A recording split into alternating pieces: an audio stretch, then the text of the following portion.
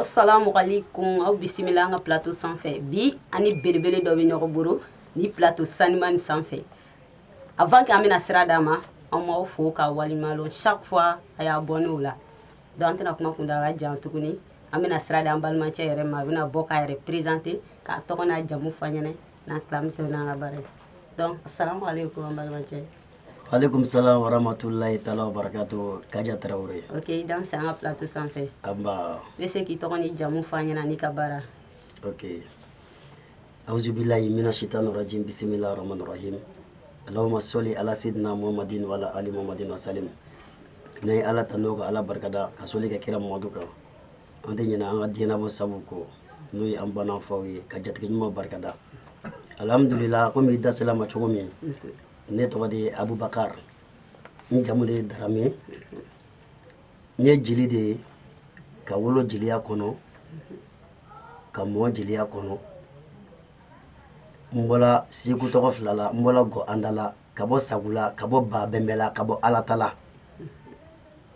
ka bɔ Paɲumana ka bɔ Aminɛtala ka bɔ Diko ni Jɛnɛba la jelimuso fila bɛ n fɛ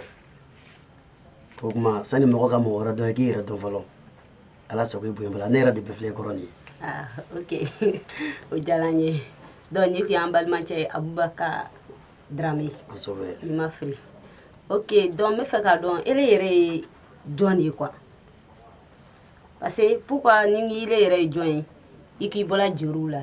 mais an ka ye sisan jeliw caman ye dɔnkilidalaw de ye ele ye jeli qualité jumɛn de ye. Alhamdulillah Kadijatu Traoré i ka kuma diyara n ye kosɛbɛ tubabuw ko ten on devient pas un griot on est un griot mɔgɔ tɛ kɛ jeli ye dɛ ala de bɛ mɔgɔ kɛ ye kana ne ye jeli min ye bon ne tɛ dɔnkili da jeliya tɛ dɔnkili da ye jeliya tɛ kuma ye jeliya ye baara de ye jeli kɔrɔ ye di mo jeli même la a kɔrɔ ye di i b'a dɔn n'a ye jɛ kɛ sisan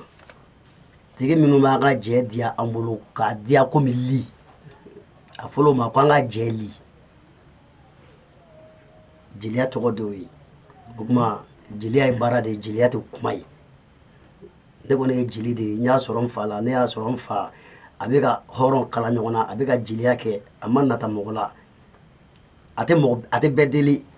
a bɛ ka hɔrɔn bɛɛ kelen ma a tɛ hɔrɔn fara a bɛ ka faralenw kala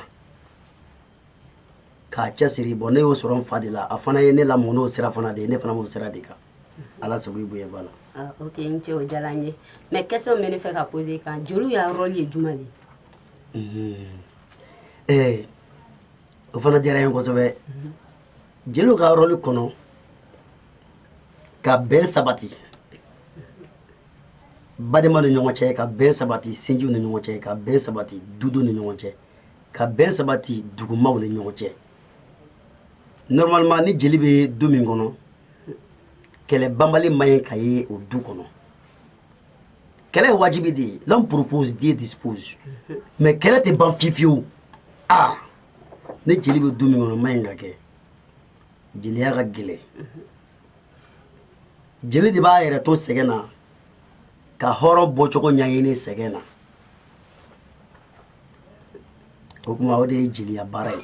ka dilanniw kɛ ka na tiɲɛniw kɛ o ye jeliw ka baara ye o ye jeliw ka o yɛrɛ de ye jeliya ye dɔnkili ni kuma ninnu bɛɛ bɛ ninnu kɔfɛ de jeliya ye baara de ye baara tɔgɔ de ye ninnu ye ka ko dilan mais jeliya yɛrɛ kɔfɛ i bɛ mun baara de kɛ. Dieu merci jeliya kɔfɛ i b'a dɔn jeli sugu ka ca an bɛɛ ye jeli ye mais siya bɛɛ n'a ka jeliya kɛcogo don ne ye dɔgɔnɔ jeli de ye ne ye kadɔ jeli de ye ne yɛlɛmako 7 bɛɛ a bɛɛ ye dɔgɔnɔ jeli ye o kuma an n'u fɛ yen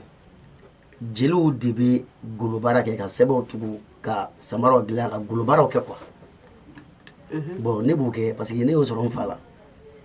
ne b'o kɛ jeliya kɔfɛ a bɔ ni i fa ni baw ya côté la o ele yɛrɛ ka kuma jeliya daminɛ san jumɛn a bɔ ni ne fa ni ba ka côté la comme il veut woro jeriya la mais a dɔw bɛ olu t'a a pratiquer o mais ne b'a pratiquer la fo an bɛ bi min na ne ye jeliya daminɛ a san mɛnna dɛ ne ye jeliya yɛrɛ yɛrɛ ne y'a daminɛ a san mɛnna dɛ mais ne ye kuma de daminɛ l'an 2011 l'an 2010 10 ni 11 cɛ ne ye kuma daminɛ o waati de la n tɛ jeliya daminɛ bi tɛ mais i ka inspiration bɛ bɔ min bon Dieu merci ne ka inspiration a bɛ bɔ jatigi yɛrɛ de la voilà ne ka inspiration bɛ bɔ jatigi yɛrɛ de la parce que jatigi min ma baara kɛ den mun ka dugu foroba sanu suɲɛ n'i ko ne ye taa jɔ ka kuma o den tɔgɔ la n tɛ inspiré parce que n bɛ siran n b'a dɔn n bɛna min fɔ karimasina ye tiɲɛ tɛ mais ne b'o dɔn di sani i bɛ kuma mɔgɔ la i b'a ɲɛɲini de ka mɔgɔ ye parce que wari b'a bolo ka mɔgɔ ye parce que k'a ka fini ka ɲi ka nata a bolola wari la ka kule ko dugu den ni barika den ka sɔrɔ dugu dangaden kuntigi don non non non c'est pas comme ça jeliya t'o fɛ sani i ka kuma na i b'a ɲɛɲini de n'i y'a ɲɛɲini n'o taara f'i ɲɛna ko den nin ma mako ɲɛ faso kɔnɔ nin ye tiɲɛnikɛla de ye vraiment ni ne obligé ko ka kuma o tigi la n tɛ se ka espérer mais ni n taara jateminɛ ka taa sɔrɔ vraiment a tigi ni kuma ka kan inspiration bɛ fan o fan ne yɛrɛ t'a dɔn ne t'a bɔ fan dɔn dɛ mais o y'a ye i ka enquête k'a tigi kan très bien mais ka t'i sɔrɔ kɛnɛ dɔ kɔnɔ ten i ma enquête k'a tigi kan puis parce qu'on remarque que non jeri n'o bɛna mɔgɔ u bɛna fɔ bon on prend exemple comme ça a b'a fɔ kanima sera ka nin da nin diyan ka sɔrɔ da ma d'a ma mais comme foule bɛ yen a bɛ fɛ ka wari retirer a b'o dɔw fɔ bon ele bɛ jumɛn kɛ o ko to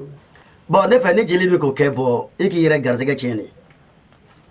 voilà n'i y'o kɛ dɔrɔn k'i garisɛgɛ tiɲɛ puis n'i k'o kɛ maa damadɔ bɛ tigɛ i la exemple jatigi sigilen filɛ jama cɛma e girinna k'i y'a ka jeli ka kule k'a barika miliyɔn na k'a sɔrɔ a ma miliyɔn d'i ma a ka 100 walima 20 de d'i ma jatigi tɔgɔ bɛ tigɛ i la a bɛ tigɛ i la cogo di a b'a dɔn e ye kalontigɛla de ye e n'ale cɛ tigitigi i b'a kalama a b'a kalama a ka 100 de d'i ma wali kelen a ka 20 de d'i ma miliyɔn tɛ dɛ jatigi yɛrɛ bɛ tigɛ i la et puis jama minnu sigilen n'o b'a lamɛnna n'o sɔmina ka ye k'a sɛgɛsɛgɛ ka taa ye ko tiɲɛ tɛ a ma miliyɔn d'i ma o jama tɔgɔ bɛ tigɛ i la n'i yɛrɛ fana ye hɔrɔn i yɛrɛ kan ka tigɛ i yɛrɛ la donc ni jatigi ka dɔrɔmɛ 1 d'i ma a fɔ a ye karimasina a barika dɔrɔmɛ 1 na a bɛ da i la quoi a bɛ da i la parce que a b'a ye ale ka dɔrɔmɛ 1 de di e ma ale yɛrɛ jɔnna ka dɔrɔmɛ 1 na mais ele ɲagala la fo k'a barikada a tɔ bɛ da i la de kalo ye haramu ye kalo tɛ mɔgɔ sɔn adamaden n'i peresela i sɔn fɛn kɔ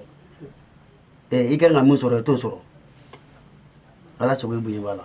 donc i ka kuma kɔnɔna na i ko i ka kuma daminɛ l'an 2012 l'an 2011 l'an 2012 l'an 2011 l'an 2012 awɔ bon i ka kuma daminɛ jɔn kan parce que jeliw bɛ ten de i k'a daminɛ jɔn de kan Tarawele nin diyara n ye kosɛbɛ i b'a dɔn ne ko n bɛ jeliya la depuis bi tɛ n ko n bɛ n ka kuma daminɛ l'an 2011 l'an 2012 n bɛ n'o kɔrɔ de f'i ye ten bari ne wolola jeliya de kɔnɔ ne yɛrɛ ne fura dama ko tiɲɛni ko tiɲɛni ye ko ne tɛ n da dɔ la bon n tɛ se n fari tɛ se quoi n bɛ n cɛsiri cogo bɛɛ ka n da dɔ la ka sɔrɔ n ka dɔgɔ et puis n'o bɔra yen bafagayɔrɔ la i b'a dɔn ne fa bɛ baara kɛ bafagayɔrɔ la de a bɛ golo baara kɛ a bɛ golo tugu sɛbɛn tugu bafagayɔrɔ la n'i ko kadɔ ka jeli bɛɛ b'a dɔn Buwake o tuma an bɛ to ka taa yen a taara fɛ an bɛ gɛrɛ an ka bafaga ni sagafagaw an k'o kɛ k'u lɔn yɛrɛ donc ni wula fɛ ni baara kun nɔgɔyala ne ni n tɔɲɔgɔn minnu tun bɛ sigi ne tun bɛ to ka histoire fɔ ye histoire parce que histoire ka di ne ye trop depuis n fitininma n bɛ histoire tɔgɔ sɔrɔ cogo di n'i ye mɔgɔkɔrɔba dɔ ka histoire fɔtɔla lamɛn tellement que histoire ka di n ye n bɛ n tulo sigi hali a mot kelen tɛ pan kunna an n'a ka histoire ta l'heure 3 ni sɔtɔw ka di n ye n'a tilala ne bɛ se ka a répéter n tɛ fili donc n bɛ sigi ka expliquer n terikɛw ye ten tellement que a kun ka d'o fana ye hali ni an garabara dɔ kun ka dɔ wele o cɛla k'a ci a tigilamɔgɔ tatɔ ci tɔgɔ a bɛ dimi parce que histoire in ka d'a ye ne tun bɛ to k'o kɛ n jɛɲɔgɔn caman bɛ bafagayɔrɔ b'o kalama an nana to de kɔnɔ bafagayɔrɔ la ne fa dɔgɔnɔ ka jeliba Amadu Darame a ka bafagayɔrɔ jeune kuntigiw wele kamele kelen bɛ yen o ye n kɔrɔkɛ ye Amiru Kuyita Segu jeliden Mamu Kamusogo den ko bon min ka d'ale ye ale ye jeliba de ye depuis Garabali kɔrɔ la ale ye jatigiw fara ɲɔgɔn kan Bafagaro kɔnɔ Galabali kɔnɔ k'o don da kelen k'o bɔ da kelen ko kuma ko kɔrɔya bɛ nana cɛkɔrɔba caman kɔrɔla ko denmisɛnninw turu bɛ sela aw de ma min ka di ne jeliba ye a ye fara ɲɔgɔn kan ka kɛ kelen ye a ye taa ɲɔgɔn ye Amiru Kuyita ko cɛkɔrɔba ma ko baasi tɛ Amiru cɛkɔrɔba ka ci lase an bɛɛ ma an taara ɲɔgɔn ye Amiru Kuyita fɛ Jamuru Lɔgɔdini kɛrɛfɛ a ye ɲɔgɔn ye o ko bɔn bɛɛ da bɛnna kan k'a ka d'an ye k'an bɛna sɔn ko mɛ k'an ye ɲɛmɔgɔ ɲini an yɛrɛ la parce que ko ko ni ɲɛmɔgɔ t'a la ko ɲuman tɛ ko tigi tan tɛ kosɛbɛ ye ko tigi caman fana tɛ kosɛbɛ ye parce que bakɔrɔni min tigi ka ca don dɔ a bɛ si kɛlɛ ma ele t'a dɔn ne t'a dɔn a gɛn waati sera ka don so kɔnɔ ele ko ni le ma taa ne bɛ taa ne k'o miiri ele k'o miiri jɔn bɛ taa kɛ ko tigi caman man ɲi ko tigi tan man ɲi bon comme a fɔra ten bɛɛ ko bɔn comme a bɛ ten an ye ɲɛmɔgɔ ɲini an bɛ jɔn kɛ ɲɛmɔgɔ ye o bɛɛ da bɛnna ko komi Amiru Kuyita ye danayamɔgɔ ye k'o b'a kɛ u ka ɲɛmɔgɔ ye a tun tɛ fɛ ka sɔn mɛ an y'a deli ni Ala y'a sɔnna o k'a ma ko bɔn ni jɛ kɛra pour que jɛ ye diya a bɛ jɛli bila jɛ kɔnɔ pour que jɛ bɛ diya parce que ale de ye jɛ li a ko baasi tɛ o y'a sɔrɔ an jelikɛ 3 de tun bɛ yen kɛnɛ kan o ka Amiru Kuyita ye dɔ choisi Soro Tumo Sɛrɛmagaba Kuyita mɔgɔ de ye Segu jeli de ye Mamu Kamusogo de ye a ka ne de choisi ne tun ma sigi n'o ye quoi ne ma sigi n'o ye parce que ne de tun ye tɔw bɛɛ ya denmisɛnnin ye a ka ne choisi mun kɛ a balila ne na o y'a sɔrɔ ne ma don kuma kɔnɔ fɔlɔ ne tɛ kumaw dɔn ne ko Amiru k'a kɛla baara ye dɛ a ko non i kɛra ye deba ko fɔ n sɔnna n taara se so kɔnɔ n sigila mairie la n ko bon ne tɛ kuma maîtriser ten o y'a sɔrɔ n kɔrɔkɛ Jeli Musa Darame a taara Mali la n sigila ka miiri n ko bon n bɛna n kɔrɔkɛ kɔnɔ n'a nana a bɛna n dege kuma na ka ɲa Ala tora a ma sala n kɔrɔkɛ bɔra Mali la a nana don min o sufɛ n donna ka so kɔnɔ n ko Musa o ye choisi ka kɛ jeli ye dɛ n ko n bɛ fɛ ka fɔri kuma na ka kumaw ɲɛdɔn ka histoire ɲɛdɔn ka kuma tacogo n'a bilacogo dɔn a ko n dɔgɔ ko baasi tɛ ko mais k'i bɛ fɛ ka kuma i bɛ fɛ ka jamu jumɛn de kalan fɔlɔ o y'a sɔrɔ ne yɛrɛ laɲini na n terikɛ dɔ bɛ yen n ka kotigi dɔ bɛ yen n'a ko n ko min kɛ n bɛ sɔn o de ma Madu Kulubali Basikaden ni fa fankelen de ye Bɛnkɛ Konate de ye ale de bɛ taa banabagatɔw fo si la don bɛɛ sɔgɔma ani don bɛɛ ni fitiri selila Buwake bɛɛ b'a kalama a ka jan fililen don tellement que cɛ in ɲɛna an ma a jamu ye Kulubali k'ale yɛrɛ de majamu o de ka di ne ye ne ko n kɔrɔkɛ Musa ma n ko ne bɛ fɛ ka Kulubalilakaw ka histoire de kalan n kɔrɔkɛ ma ban a sɔnna a ka n kalan Kulubalilakaw ka histoire la fo n nana fɔra la o kuma o kɛra mun kɛ mais n ka kuma fɔlɔ ka kuma mɔgɔ la fɔlɔ o kɛra don min o ni nin tɛ don kelen dɛ Musa ye n kalan n fɔrɔla dɔɔni a ko mais min ka d'ale yɛrɛ ye ne ye kuma jatigi dɔ la fɔlɔ ka kuma fɔlɔ ale bɛna sigi ka filɛ n'a sɔrɔ n tagabolo bɛ cogo min n kun bɛ ka siran don dɔ a ka ɲininka k'i kumana dɔ la n ko n ma kuma ko n bɛ fɛ i ye kuma dɔ la n ko bon n kɔrɔkɛ n bɛ layidu d'i ma ni Ala sɔnna ma sini n bɛna kuma dɔ la n bɛna f'i ye dugu jɛra dɔrɔn jinɛtigi muso dɔ tun bɛ France o k'a ma ko jinɛtigi Mayi Jara ne ko ni Balabile Bɔnsɔn Fafakala 900 ali farima 5 sɛ kantigɛla ka ca nka jinɛtigi man ca dɔw tigi de ye jinɛ ye ok jinɛ bɛ dɔw de mara mais minnu bɛ jinɛ mara man ca Mayi ale ta de tun ye jinɛ ye parce que jinɛw tun b'a ka bila la o tun b'a sago la bɔrɔjan kasi de tun b'ale kɔ sanu bɔrɔ ni wari bɔrɛ o kuma n kɔrɔkɛ dɔ bɛ Umar ale de tun bɛ Mayi ka bingan faga ni Umar ma se ka taa don min ka taa ka bingan faga Umar tun bɛ ne de ci ni don bɛnna Umar ma se Umar ye ne ci ka taa Mayi ka bingan faga ne taara Mayi ka bingan faga ne tora a sogo baara la ne sɔmusumu o y'a sɔrɔ ko ma don ne ni Mayi cɛ ten ne sɔmusumu Mayi sina ka worojɛ ma den 3 di denni dɔ ma ko den tɔgɔ ye n'a di ne ma denni nana worojɛ ma di yan ko Mayi ko k'i ye nin minɛ n ko k'a kɛ di ko Mayi ko k'i ta don k'i k'a bila i kun k'i k'a ta ne worogema minɛ min kɛ miiri jiginna n ko ne lɛro tan kɔrɔkɛ kunu n ko bɛna kuma jatigi dɔ la bi n ko mais n ko nin y'a kuma ko dɔ ye parce que munna muso ye bonya min kɛ ye worojɛ 3 in ni bonya kan ka barikada n ko ne bɛ nin kɛ barikada ye m'o kɛ n ka kuma fɔlɔ ye o yɔrɔ nin bɛ n tourner la n bɛ taa n bɛ ka siga miirila fɛn kelen ma n ko cɛbakɔrɔ ni siga kojugu ma ye n girinna ka da Mayiga ka Mayiga majamu k'a wale ɲuman dɔn k'a barikada n m'a fɔ n ka barika ye min na n ka barika ye worojɛ 3 la ja o fɔ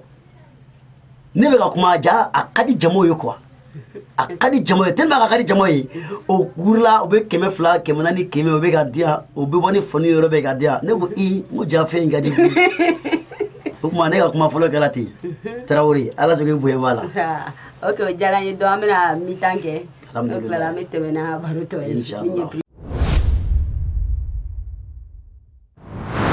Espoir Studio Boaké.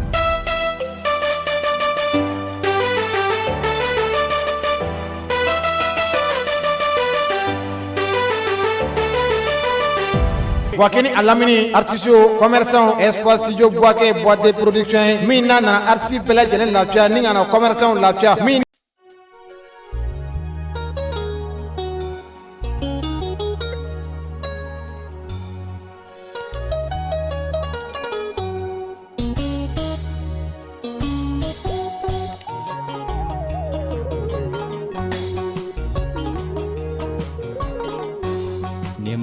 Magia tigitanu ngabarigada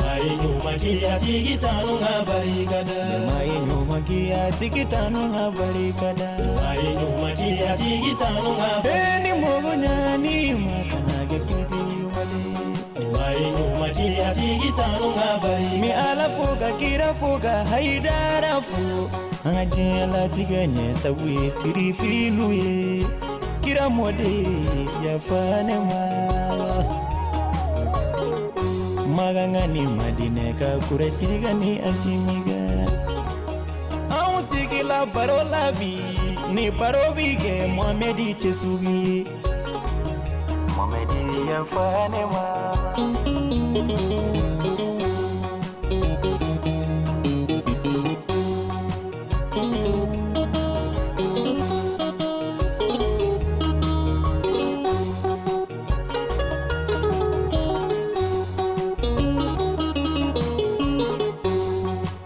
sani maa ka soli a to i da kan ka kunu fɔlɔ n'o tɛ n'i solila ka sɔrɔ i da kan ma kunu i ka soli ka wele bɛ k'i bolo soli ka wele fu ye o kuma Diko ni Jɛnɛba den Jelikɛ welela da kan na tun nka bi ta bɛ ne ni jɔn de cɛ Mohamed Tesugi Mohamed Tesugi ye jɔn ye denmisɛnnin ncinin nka bamananw ko 1000 bɛ fɔ badennin mun tɛrɛmɛ piri la kabi o badennin wolodon o bɛ 500 fari de da.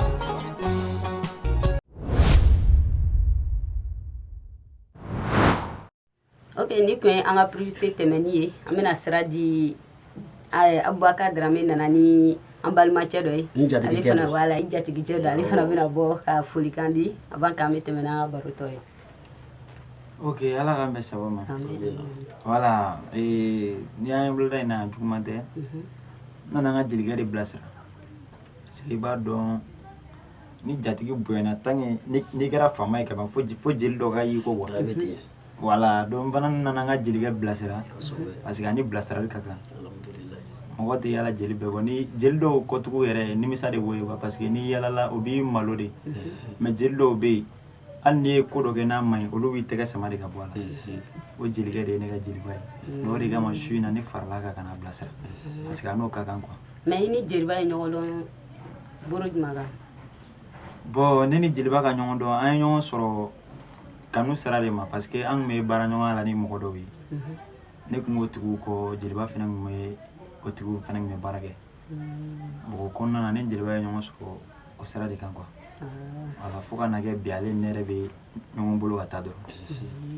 Inchallah. D'accord, ne yɛrɛ kun ɲɛna ko Jeliba ka manager de b'i don. Ouais, manager de Jeliba bɔra. Non, jatigi de ye. Ok, o ɲɛna. Donc question bɛ yen Jeliba. O le ye degun jumɛn y'a sɔrɔ kan i k'i ka kuma nin daminɛ? Bon, degun bɛ sɔrɔ o ye wajibi de ye parce que adamaden ka ko foyi début ma nɔgɔ quoi. Adamaden ka ko foyi début ma nɔgɔ. Degun caman sɔrɔla ne bolo ne ka ko daminɛ na mais Ala ni jeliya kanu yɛrɛ fɛ ne m'o degun tɔgɔ caman considérer. Voilà. Parce que cɛbakɔrɔ n'i bɛ fɛn ɲini na waati min i bɛ fɛn dɔ nɔfɛ waati min pɛrɛ ni degun ye dɛ. Cɛ 100 ni 20 bɛ jɔyɔrɔ min kɔ e fana b'o jɔyɔrɔ tɔgɔ kɔ. N'i bɛ taa jɔ ye cɛw bɛ ka dilikikan sama di. O tɛ sɔn fiyewu. Donc o dilikikan sabatɔ o de ye degun ye. I fana b'o fana kun de. O yɛrɛ ye diɲɛlatigɛ laada de ye. Degun caman ye ne sɔrɔ ko in na a ka ca. Souvent yɛrɛ kow bɛ yen dɛ kow bɛ yen ni denmisɛnnin kuma tɛ ko ye denmisɛnninw nana sɔrɔ mɔgɔkɔrɔbaw ta. Souvent i bɛ taa kɛnɛ dɔ la i yɛrɛ ni i dɔnbaga dɔ bɛ taa kɛnɛ dɔ la walayi Ala de ye seere i ni dɔnbaga dɔ bɛ taa kɛnɛ dɔ la a tigilamɔgɔ bɛ taa fɛn dɔ yɛrɛ kɛ ka e yɛrɛ ka kɛnɛ lagosi bolo ne yɛrɛ b'o bɛɛ dɔn ne b'o caman dɔn et puis ne yɛrɛ b'a ye mais ne bɛ sin ka o ko tɔgɔ bɛɛ di Ala de ma quoi est-ce que i bɛ k'a faamu wa ne bɛ sin ka o ko tɔgɔ bɛɛ di Ala de ma parce que ne bɛ min bila n kun na ka bolitigi to a ka boli majamu na dakantigi sago bɛ kɛ ka hasidi sigilen to hasidiya la dakantigi sago bɛ kɛ dɛ ka nafigi to mɔgɔ ni ɲɔgɔn cɛ nafigiya la wala dakantigi sago bɛ kɛ ne y'o de bila n kunna Ala ye dan fɛn fɛn kama i bɛ sɛgɛn de bɛ tɔɔrɔ mais o bɛ kɛ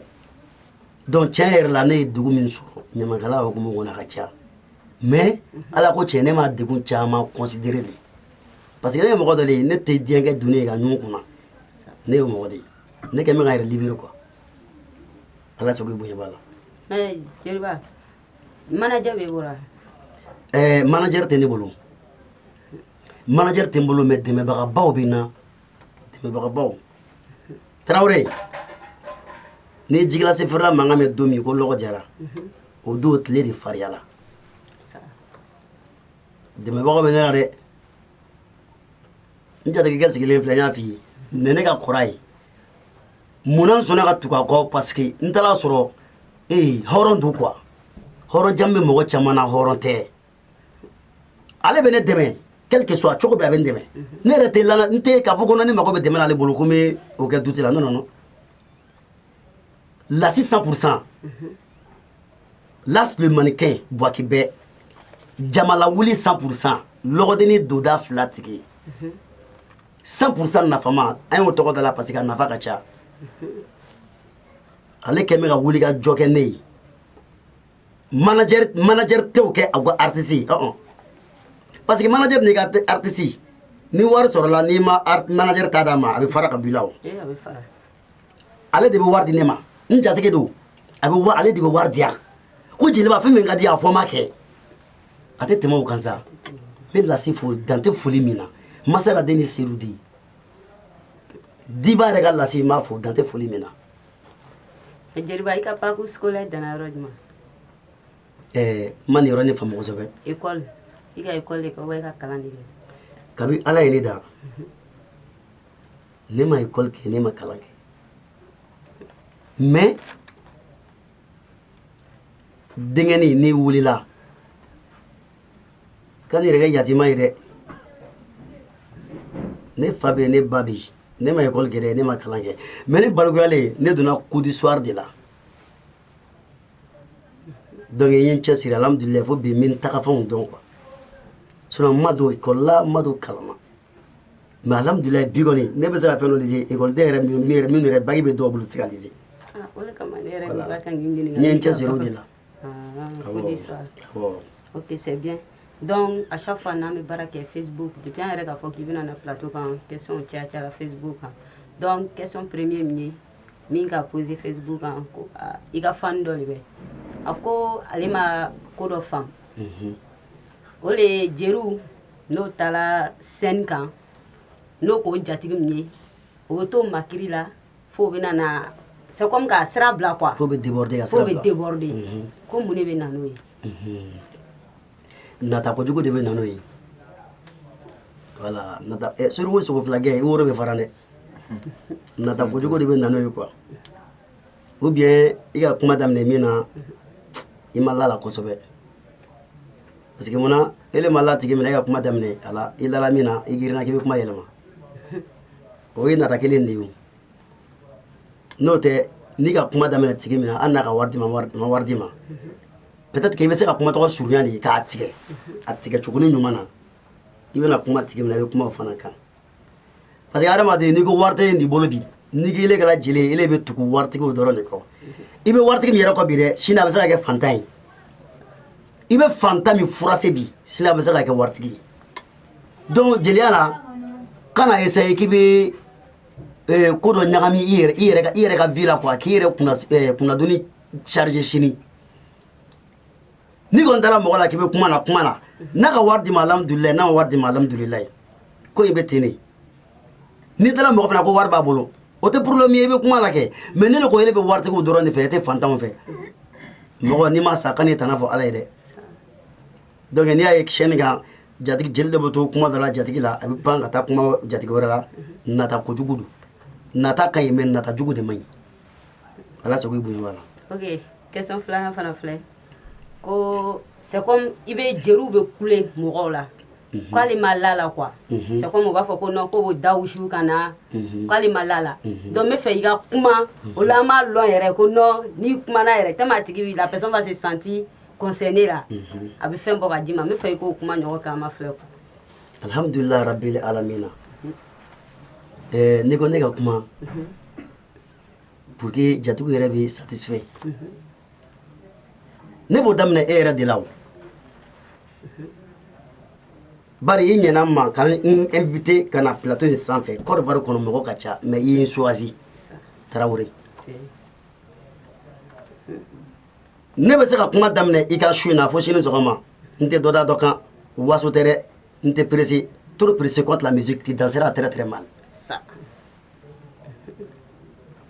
i ka mɔni ka di n ye i fɛ dɛ à chaque fois ni mi ye conférence ni concert la i bɛ mɔni in fɔ quoi non j'apprécie ça vraiment. Si tu veux être une grande dame, il faut toujours rentrer par les grandes portes.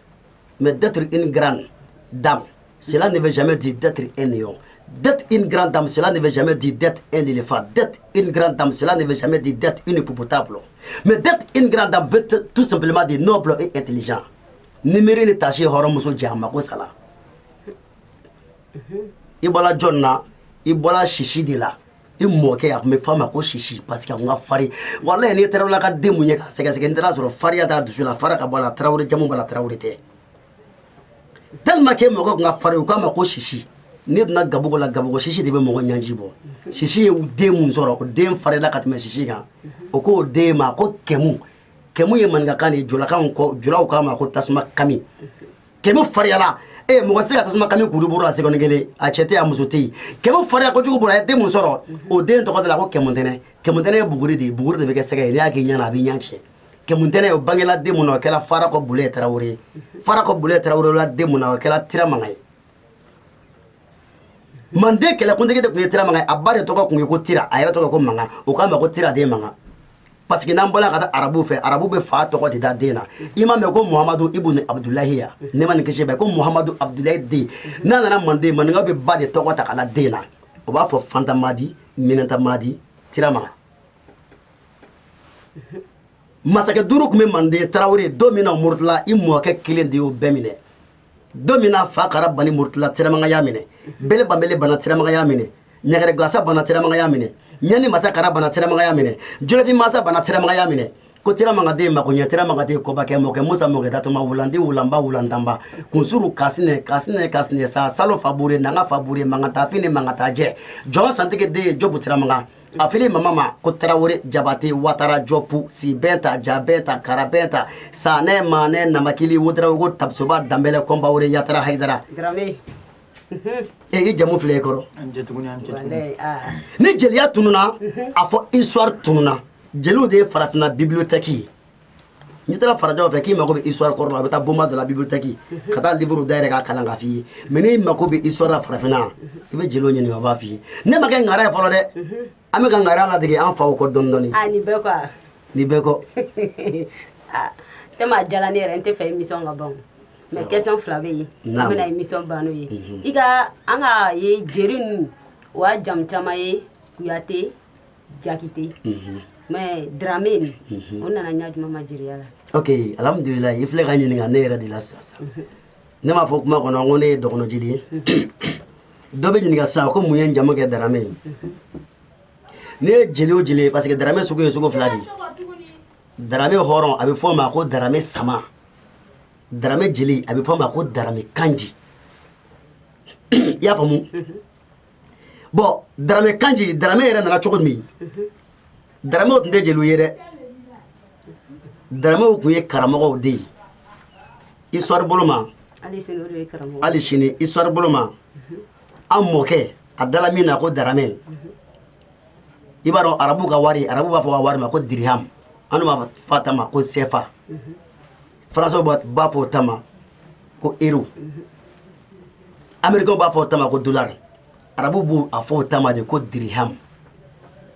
o kuma dirham de tun b'ale bolo wari tun b'a bolo toro n'i kun taara a fɛ yen a bɛ dugawu k'i ye i t'a to a bɛ wari bɔ ka d'i ma a ka entourage bɛɛ a ka mara bɛɛ wari tun b'ale de kun parce que a bɛ wari garder a bɛ wari bɔ a b'a d'i ma donc ni min mago ye wari a b'a fɔ an tɛ taa dirham tigi fɛ an tɛ taa dirham tigi fɛ an tɛ taa dirham tigi fɛ an tɛ taa dirham tigi fɛ an tɛ taa dirham tigi fɛ dirham jamu de filɛ nin ye o kama hali sini ko tɔgɔ b'a ɲɔgɔn na Dramé den yɛrɛ Dramé den yɛrɛ n'i bɛ fɛ ka wari sɔrɔ wari min b'i bolo a tilan fila fankelen di mɔgɔ dɔ ma mɔgɔ dɔ sɔn n'i ka mɔgɔ dɔ sɔn o don tile tɛ ban ala b'i sɔn ne yɛrɛ k'o kɔlɔsi n na n k'o kɔlɔsi n fa la Dramé jamu de ye nin ye a faamuna nka o tɛna question wɛrɛ pose o Dramé jamu ok donc kuma laban ye min ye munna b'a fɔ ko jeri tɛ furu hɔrɔn ma ok Tarawele o yɔrɔnin a kɛn bɛ ka mɔgɔ caman kunna siri voilà jeli tɛ furu hɔrɔn ma ne ko kuma fɔ dɔrɔn dɔ bɛ sin k'a fɔ ko a tɛ kɔrɔna kɔnɔ tiɲɛ don a tɛ kɔrɔna kɔnɔ mais fɛn bɛɛ tɛ kɔrɔna fana kɔnɔ dɛ ni ma fɛn bɛɛ tɛ kɔrɔna kɔnɔ hakili b'a faamu quoi ne ka kɔrɔna dayɛlɛ kɔrɔna mot kelen bɛ se ka kɔrɔ miliyɔn kelen fɔ i jamu ye di Tarawele ni mɔgɔ k'i wele i b'a laminɛ nɔ est ce que Tarawele jamu ye kɔrɔna kɔnɔ wa mais est ce que a kɛla haramu ya voilà fɛn bɛɛ fɔlen tɛ kɔrɔna kɔnɔ mais kɔrɔna kɛmɛ ka fɛn bɛɛ kɔrɔna a faranfasiya latigɛ quoi jeli ni hɔrɔn tɛ furu a tɛ kɔrɔna kɔnɔ canu mais mun de la an kɛmɛ ka ko tɔgɔ dan sigi pour ne pas que an yɛrɛ y'a ko ye ɲagami an yɛrɛ bolo ele ye hɔrɔn ye ne ye jeli ye ni ne k'ile denmuso furu sisan a mɛn o mɛn ne kɔ bɛ ɲagami ne kɔ bɛ ɲagami ni ne k'ile denmuso ta sisan ne tɛ se ka taa jɔ a ka su kɔnɔ tugun ka jeliya kɛ est ce que i bɛ kuma in faamu wa bon ni ne k'ile denmuso ta sisan ele ni ne k'ile denmuso ta sisan hɔrɔn kamalen min ɲanbɔlen bɛ ele denmuso fɛ k'a furu ne fana ɲanbɔla i denmuso fɛ ka i denmuso ta k'i denmuso bɔsi ale la est ce que o hɔrɔn kamalen ne bɛ bɛn est ce que o hɔrɔn kamalen n'ale ni mɔgɔ dɔ bɛ ɲɔgɔn na ni ne taara ko n bɛ taa deli pour que o ye bɛn kelen ma est ce que a bɛ sɔn wa kɛlɛ tɔ bɛ juguya diɲɛ fɛn caman bɛ nɔgɔya mɔgɔ filɛ n'i ka mɔgɔ wari détourné kɔfɛ peut être a bɛ se ka bɛn a la o caman kɛra quoi mais n'i ka cɛ muso détourné hali sini kɛ ma jɔ kɛnɛ kan a tɛ bɛn donc ne ne k'ile den ta danaya bɛ bɔ ne ni ile a mɔgɔ caman cɛ puis fadenya bɛ commencer ka don ne ni hɔrɔn caman cɛ ni bi tɛ ni hɔrɔn kɛ ka kɔɲɔmuso n'a bɛ taa dugu la jelikɛ de tun bɛ taa ta parce que a b'a dɔn fo ka taa min kɛ jelikɛ tɛ se ale muso ma danaya don mais n'a sɛgɛsɛgɛlen bɛ jelikɛ la cɛ ni bɛ sɔn ka ne muso fɛngɛ sira la dɛ est ce que a b'a ci donc pour que o danaya ka to yen danaya kana bɔrɔtɔ c'est pour ça an ka maakɔrɔba ye ko tɔgɔ classé jelimuso furu jeli cɛ ma hɔrɔnkɛ hɔrɔnmuso furu dɛ hɔrɔnmuso furu hɔrɔnkɛ ma n'a tigɛla k'a tɛ tugu ni jeliw nana fadenya t'a ni jeliw cɛ ni jeliw kumana k'a dila a bɛ sɔn mais n'a ka ni ne taara jatigimuso dɔ furu o jatigimuso cɛ wɛrɛ ɲɛbɔlen b'a fɛ ne si bɛɛ o cɛ tɔgɔ tɛ ne sɔn wari la donc ko in de kama cɛkɔrɔba ka ko tɔgɔ classé mais bon bɛɛ n'i ka faamu cogo de don dɔw b'a fɔ ko non k'a tɛ kuruna kɔnɔ e ko tɔgɔ tɛ fɛn bɛɛ bɛ sɛbɛnlen tɛ kuruna kɔnɔ i yɛrɛ b'a tɔ faamu i yɛrɛ ye de ala sago i bonya b'a la Tarawele. Ok i ni ce donc an ka émission bɛna fɛn ta l'heure in na dɔ bɛ folikan di i ka faniw ma voilà n'o tilala an bɛ alhamdulilahi rabbil alamin n bɛ n baw fo k'an faw fo Diko ni Jɛnɛba Kati Maroc la Amadu Darame n bɛ n badenmuso fo ka bɔ yan an grand siraba an ka siraba Asa Siraba Asa Darame ka Gogo Darame fo k'an kɔrɔ Musa Umaru Madu ala hinɛ n badenkɛ Jibi la Maimuna dukɔnɔmɔgɔ bɛɛ n furumusow voilà ni ko mo bɛɛ fɔ l'heure in na a ka gɛlɛn parce que ne ka to tɔgɔ fɔ dɔrɔn jeli bɛ l'heure in na muso fila de bɛ ne bolo kana dafa sɔrɔ dɛ o bɛɛ ye jeli la a bɛɛ ye jeli a bɛɛ ye jeli muso a bɛɛ fa n'o baw fana ye jeli o mɔgɔw bɛɛ ye jeli de ne yɛrɛ fana ta bɛ ten i b'a n'u compter fo siɲɛ 100 i tɛ hɔrɔnya la donc ni nana muso kelen tɔgɔ fɔ sisan c'est que Fatumata tɔgɔ fila kɔni de bɛ n fɛ Fatumata tɔgɔ fila ta cɛ bɛɛ b'a kalama cogo min n'o tɛmɛna n bɛ n ka sipasema fo Madu Kulubali Basika den fa fankelen den cɛ ɲɛna n ma dɛ wallahi cɛ ɲɛna n ma dante foli min na Bɛnka Konate den ko ala k'a sara n'o tɛmɛna n bɛ Layi Solomani Kulubali den fo Madame Eza Touré groupe princesse m'o bɛɛ fo ni n bɔra yan n bɛ sin ka don Alhaji Amagoro Aya ka du kɔnɔ Alhaji Amagoro Aya fanta tɔgɔ fila cɛ ale den n'a mɔdenw ka ca mɔgɔ 80 n bɛ Alhaji Amagoro Aya a n'a denw n'a mɔdenw tulomasama n b'o bɛɛ fo su in na dante foli min na mais kɛrɛnkɛrɛnnen bolo ma parce que ni mɔgɔ ye a damana dagabana baara kɛ an ka ɲi k'a tigi damana dagabana foli k'a ye Maliki Aya ne yɛrɛ terikɛ n b'a fo dante foli min na n bɛ bɔ yan n bɛ Maram Watara fo ka groupe musoya dame fo Maram Watara groupe Coquette n bɛ groupe musoya dame fo Delphine Traoré n'a ka jama n bɛ Naminata Kɔnɛ fo groupe VIP n bɛ jatigiw fo Zikiri Lagare sigilen bɛ yan dante foli min na n b'a k'a ye Lasi 100% n bɛ Gindo fo n ka tailleur faama i bɛ fini min ne la Gindo de b'a kalan n'ale ma min kalan ale de y'a san ka kalan a ko k'a tɛ fɛ ka ne batara fini donna parce que ko n tɛ batara mɔgɔ ye ale yɛrɛ bolo kanu de y'a kɛ quoi n bɛ Gindo fo dante foli min na ba Umu di Amidu Gindo di n bɛ Isu Sami fo Kɔnɛ ka sɔrɔ ka Sise fo Morikɛ Fama Seydou Sise ka bɔ yan fo Kati Maroc la ka foli kɛ monsieur Aruna Konate la Usman Sherif Madani Haidara buramuso ali kuna sini sufɛ kuna sini an kɔrɔ yan kɛ a barika ye 54 31 don an taara sumu sigi a fɛ an jelikɛ cɛ naani 54 a y'a labila n'o de ye n b'a denmuso fo a furumusow fo parce que muso saba de b'a fɛ Sana Fatu Abiba Seyida Mimi Haidara Sherifumuso man di Sherifumuso min ni ɲɛ da la ka i ka seru bɛ tigɛ Usman Sherif Madani Haidara denmuso Seyida Mimi Haidara n b'a fo don kelen a ye n wele 40 a y'a di yan a barika ye 20 a barika ye 50 a barika ye 30 la Seyida Mimi Haidara n bɛ n ka cɛkɔrɔba ɲuman fo Alhaji Ibrahima Goro lɔgɔba la a bɛ tailleur minɛnw feere a n'a denw n b'o fo dante foli min na n tɛ ɲinɛ n ka bosokɛw ka Baba Sinɛnta bosokɛ faama ka hɔrɔnkɛ n tɛ ɲinɛ Amintigi ka bɔ yan fo Abidjan jatigiw ka ca ni ko n b'a bɛɛ ta tɔgɔ ma vraiment plateau kuma don a ka gɛlɛn ni n filila ni ma mun tɔgɔ fɔ a bɛ yafa an ma ala kama kira kama a ka to bɛ nin ka sɔli ala rasulu. Ok donc an ka Zikiri Lagare bɛna kuma laban ni sɔn duman dɔ ye k'o d'an ma dɔrɔn. Ok ala k'an bɛ sababa. Amina. Jalima mari ko sɛgɛbi kasi dɔnɔ la a ko k'ale kun ye kamalen duga ye fɔlɔ Jalima mari i ma juru ka mɛn i ma juru mɛn sipɛri ka fɔli ka mɛn Jalima mari ye aw ma juru ka mɛn aw ma juru mɛn jalikɛ ka kumaw ka mɛn a ko sɛgɛbi kasi dɔnɔ la ale kun ye kamalen duga ye fɔlɔ la. Ok, merci à vous. Ok, donc émission bannie. Donc merci beaucoup.